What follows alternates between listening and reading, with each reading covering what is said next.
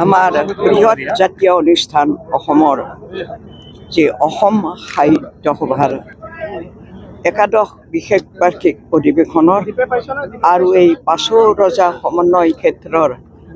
মূল তোৰণৰ ফিতা কাটি এইখিনি ক'বলৈ চাইছোঁ যে বৰ্তমান আজি আমাৰ জাতীয় অনুষ্ঠান অসম সাহিত্য সভা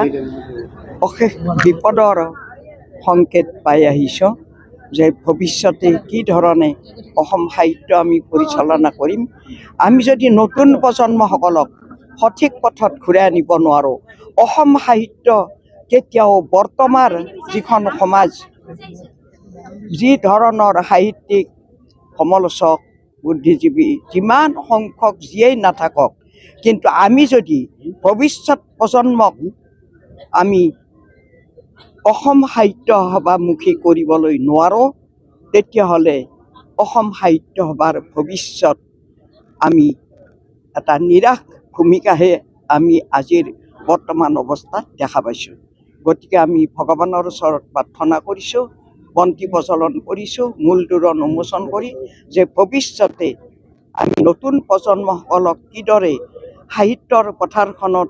আমি আধ্যাত্মিকতা মনোভাৱেৰে হৃদয়ত আধ্যাত্মিক মনোভাৱ বা নিজৰ হৃদয়খন আত্মাটো আধ্যাত্মিক চিন্তা চেতনাৰে সমৃদ্ধ ঘটোৱাই কিদৰে আমি নতুন প্ৰজন্মক ঘূৰাই আনি আমি অসম সাহিত্য সভামুখী কৰিব পাৰোঁ, তাৰ চেষ্টাত অহৰহ আমাৰ বাবৰ কাৰণে বা পদবীৰ কাৰণে পদবী হিচাপে জ্ঞান নকৰি যাতে জাতীয় চিন্তা চেতনাৰে অসম সাহিত্য সভাৰ কাম কৰি যায়, সেই আশা কৰি আজি এই সমন্বয় ক্ষেত্ৰত আমি কৰি দিছোঁ। ধন্যবাদ।